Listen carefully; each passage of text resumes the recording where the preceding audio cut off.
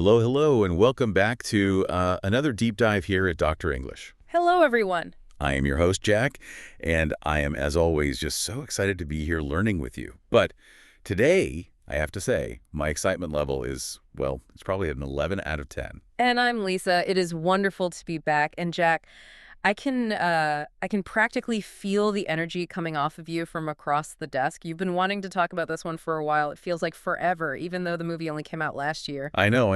I'm totally guilty. You have no idea how hard it's been to, keep quiet about this.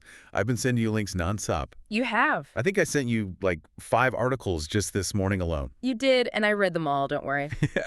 But I am glad we're finally sitting down to do this properly because today we aren't just, chatting about a movie. We are doing a serious deep dive into K-pop demon hunters. Yes, finally.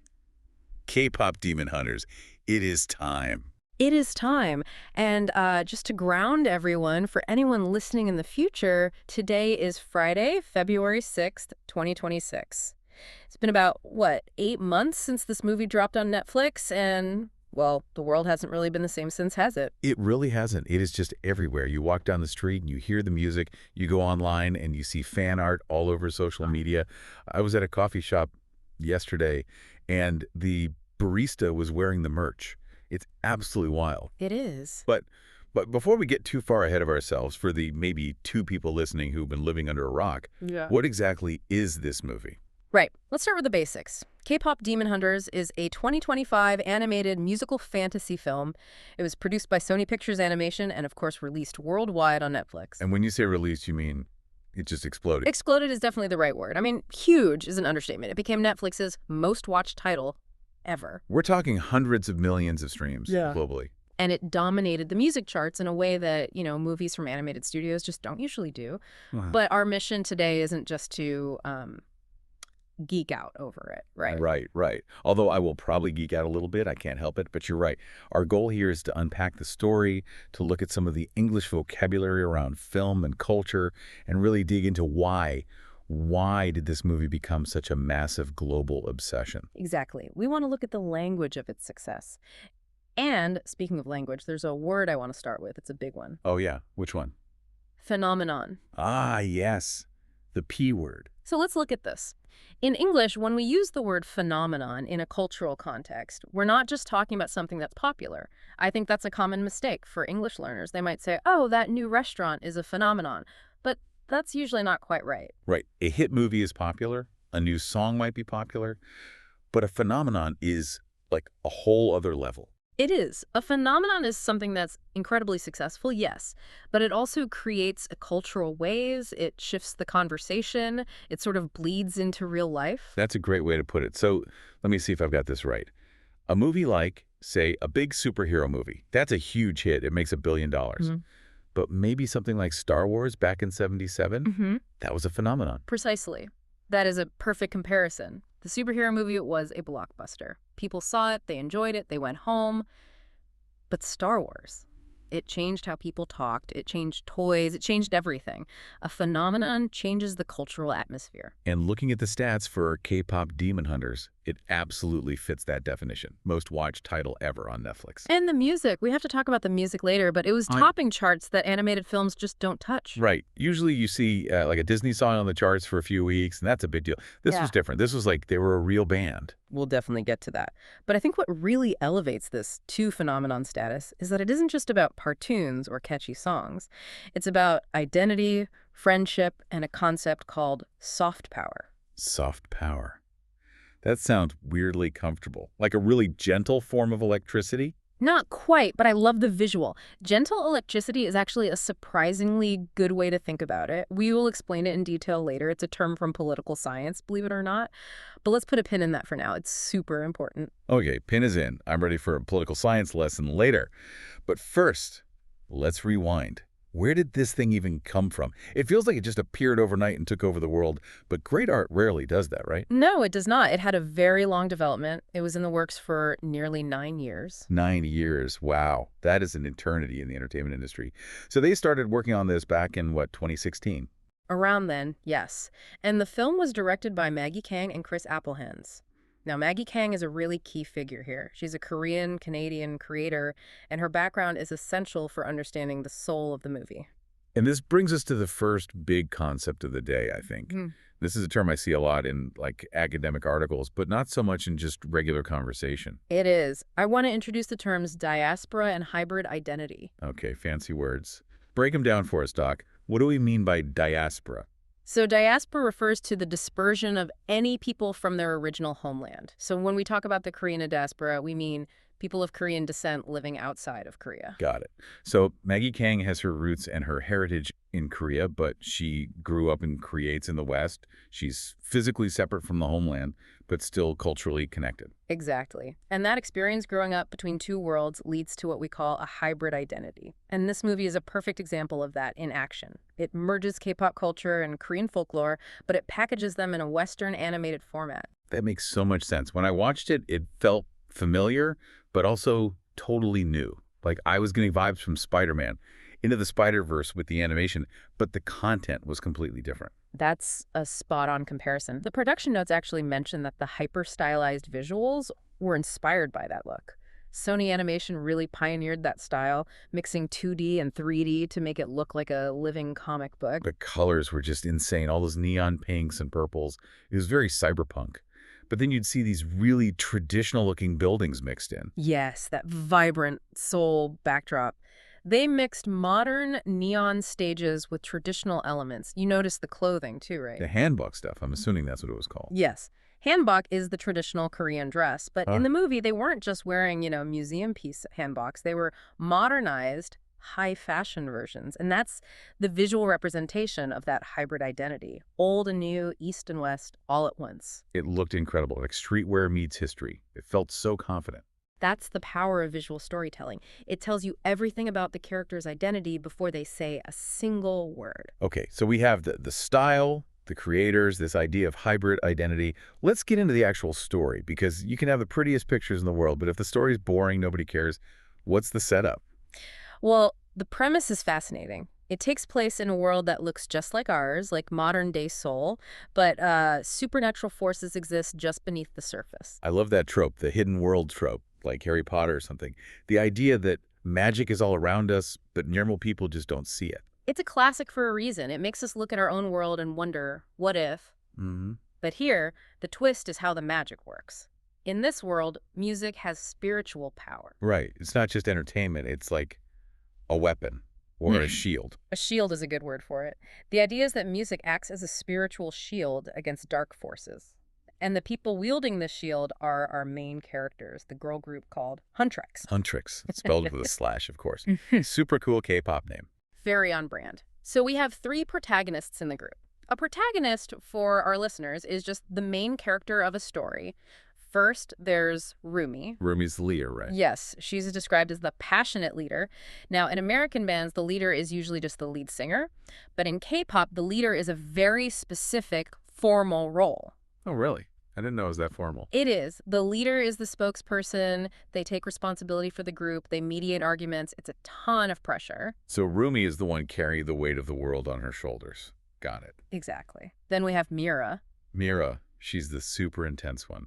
The dancer. She's the fierce dancer and fighter. She represents that constant pursuit of perfection. And finally, Zoe. Zoe is the soulful lyricist. She's the creative heart of the group, the one who feels everything really deeply.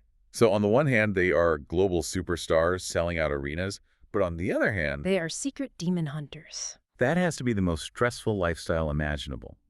Imagine doing a world tour, which is already exhausting, and then having to fight monsters between shows. It's the ultimate double life. And the movie makes a point to show that they use synchronized choreography to fight. The better they dance and harmonize, the stronger their magic is. That's such a great metaphor. Teamwork literally makes the dream work. If they're out of sync emotionally, they're vulnerable physically. Absolutely. It ties the theme of friendship directly into the action sequences. That's just smart writing. Oof.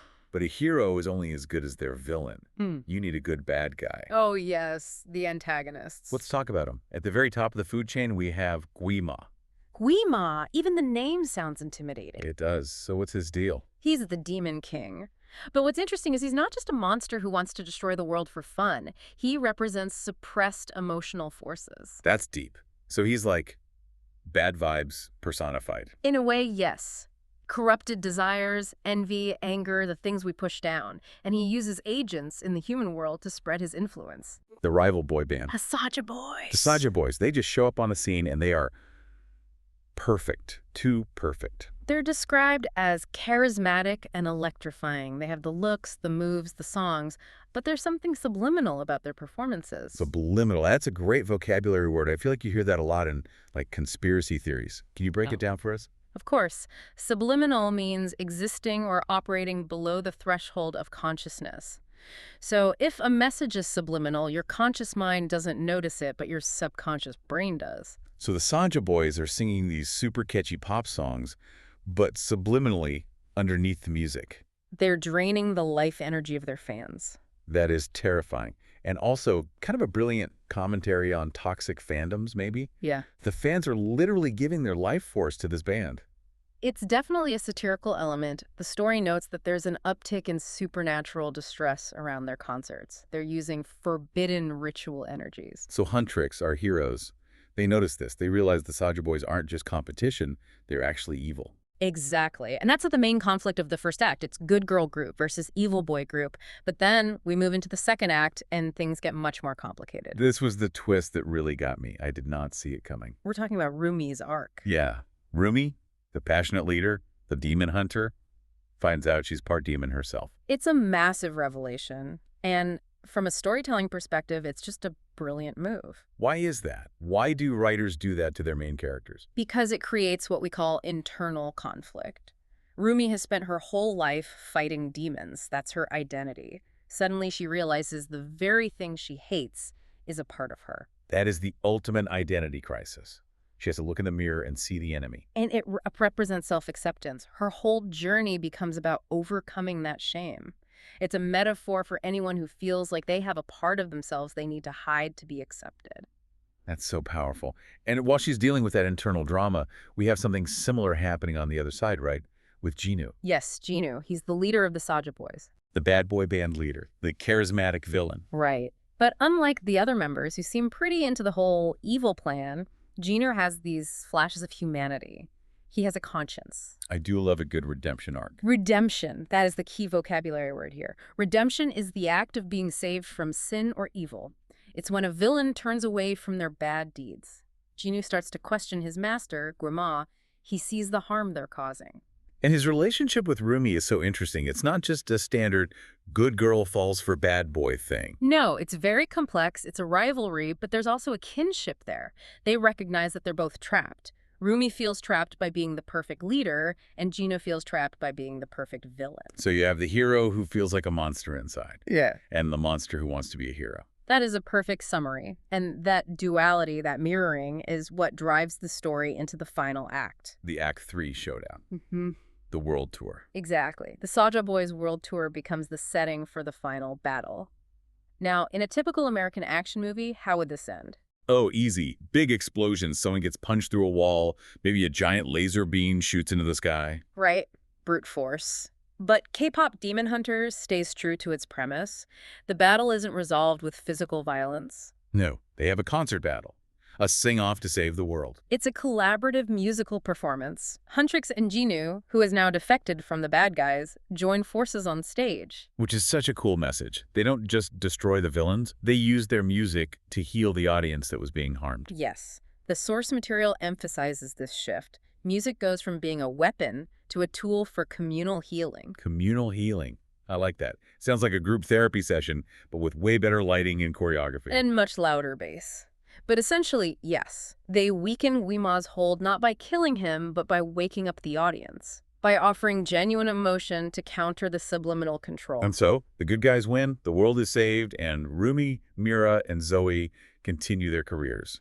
But with a new understanding of their identities, Rumi accepts her demon side as a part of her strength. It's not a curse anymore. It's a great ending. It really feels earned.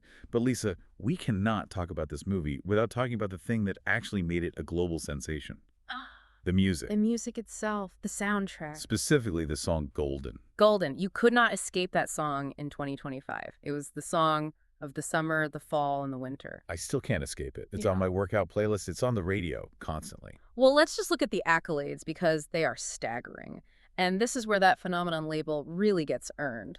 Golden was the first song from a K-pop animated film to top the Billboard Hot 100 and the UK singles chart. That is just absurd. I mean, animated movie soundtracks do well sometimes. You know, Frozen had Let It Go, and Canto had We Don't Talk About Bruno. Okay. But to hit #1 on the pop charts like a real, living, breathing artist, Yeah. that's next level. It's incredibly rare. And it didn't stop there. It won the Grammy Award for Best Song Written for Visual Media. A Grammy Yeah. for a fictional band. That's the part that just blows my mind. It also won a Golden Globe and a Critics' Choice Award. It just blurs the line, doesn't it? Huntrix isn't real. They're drawings. But the Grammy's real, the billions of streams are real, the money is definitely real. It's a fascinating point. The sources all mention that the music wasn't an afterthought. It was integral. They hired real K-pop producers and choreographers. They treated Huntrix like a real group from day one. And the fans responded in kind. They treated them like a real group. And this brings us back to that big concept from the beginning, the one I told you to put a pin in. Ah, yes. Time to unpin the pin. Soft power. Soft power. Okay, Lisa, put your professor hat on for a second. The notes mention this term over and over. What does it actually mean? Soft power is a term from international relations. To understand it, you first have to understand hard power. Okay, what's hard power? Hard power is military force, economic sanctions. It's coercion. It's saying, I have more tanks than you, so do what I say. It's forcing people to do what you want. Got it. So tanks, threats, the stick. Exactly. The stick. Soft power, on the other hand, is the ability to shape what others want through attraction and appeal. It's the carrot. It's making people like your country and your values through your culture. So if I watch a cool American movie and think, wow, America seems awesome, I want to wear blue jeans and drink Coke, that's soft power at work. That is a perfect example. For decades, Hollywood was the ultimate instrument of American soft power. It exported the American dream all over the world. And now, it feels like South Korea has become a massive player in this game. Huge. They have a term for it. Hallyu, the Korean wave, K-pop, K-dramas, Korean food, these are all instruments of soft power. And K-pop Demon Hunters is seen as a massive victory for Korean soft power. The South Korean government and media praised it as a breakthrough. Because think about it, this wasn't just a Korean movie for Koreans, it was a global collaboration, distributed by Netflix, produced by Sony, but the content and the soul of it was distinctly Korean. So it's like they use the Hollywood machine to deliver Korean culture to every corner of the world. Precisely. And it had tangible, real-world effects. Right. The sources list a bunch of them. There was a huge boost in tourism to South Korea. I believe it. Did it make you want to travel? I was looking up flights to Seoul after watching it. The way they animated the palaces and the city, it looked magical. That's soft power working on you. There was also a huge spike in interest in Korean food and fashion. People started mixing modern streetwear with traditional elements, just like in the movie. And the participatory culture. That's another term from the notes. Yes, participatory culture describes a culture where the fans aren't just consumers, they're also producers. So instead of just sitting on the couch and watching, they're doing stuff. Exactly. They're recreating the dances on social media. They are making costumes, what we call cosplay. They are writing fan fiction. They aren't just watching the phenomenon. They are actively participating in it and helping it grow. It's amazing what a cartoon can do. It can create a whole global community. But was it all just praise? Was everyone 100% happy with it? Usually when something gets this big, there's some kind of backlash. Well, nothing gets that big without some criticism. And this is where we need to talk about nuance. Nuance. The shades of gray. Correct. The film has a 92% on Rotten Tomatoes, which is incredible. Critics loved it. But there were some valid criticisms. Like what? What were people unhappy about? Some critics felt that it was a westernization of Korean themes. Because it was produced by a Western studio and directed by a Korean Canadian, some felt it was, diluted. Like it was made more palatable for a Western audience, instead of being 100% authentic. Exactly. It's the challenge of that hybrid identity we talked about. You're trying to bridge two worlds, and sometimes people on either side feel like something was lost in translation. That makes sense. You can't please everybody. What else? There's also some criticism about its reliance on tropes. We used that word earlier. Can you define trope for us? A trope is a common recurring theme or device in storytelling. The chosen one, the secret identity. The love triangle. The hidden world beneath our feet. Yes. Some critics felt the plot was predictable because it used so many of these familiar tropes. They felt like they knew what was going to happen. I could see that. I mean, I knew the good guys would probably win, but honestly, I feel like the execution matters more than the basic plot points. Like, a burger is just a burger, but a really good burger is still amazing. I agree. It's about how you tell the story. And what's interesting is that even the criticism proves how important the film became. It was a cultural lightning rod. People were debating it, writing essays about it. That only happens when art really matters. That's a great point. If a movie is just boring, people ignore it. Yeah. They don't bother to argue about it. Exactly. So looking ahead, what's next? Is this it? Well, as of right now, Netflix hasn't officially confirmed a sequel. But, I mean, come on. It's their most watched title ever. And there's no way they don't make another one. Or a TV show. The money's just sitting there. There are definitely talks of spin-offs, and interestingly, there are rumors of live concerts. How would that even work? Like with holograms? Maybe a mix. The actual musical artists who did the singing performed at the BAFTAs, which was a huge deal. So you could see a tour with them performing in front of giant screens of the animated characters. I would go to that. I'd absolutely buy a ticket. So as we wrap up, what's the legacy here? What's the big takeaway from all of this? For me, it's that animation isn't just for kids anymore. It can be this massive global musical event. It can handle heavy themes like identity and still be a total blast. I think that's a great summary.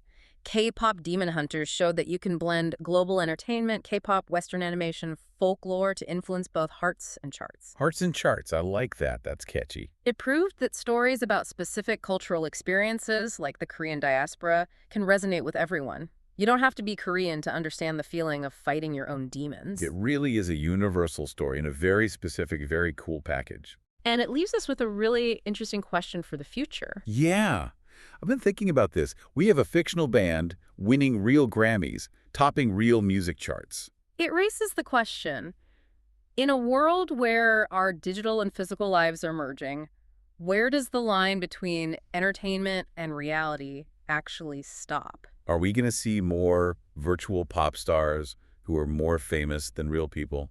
Are we going to have AI-generated bands winning awards next? It's very possible we're entering a strange new era of media. That is both exciting and a little bit scary, but mostly exciting. It's certainly something to watch. Well, Lisa, this has been an absolute blast. I feel like I understand the movie and its success so much better now. I have the vocabulary to talk about it instead of just saying it was cool. I'm so glad. It's always a pleasure to unpack these things with you. And to our listeners, thank you for joining our deep dive at Dr. English. We hope you learned some new vocabulary phenomenon, diaspora, soft power, trope, and maybe you found a new movie to watch. Keep learning and keep listening. See you next time.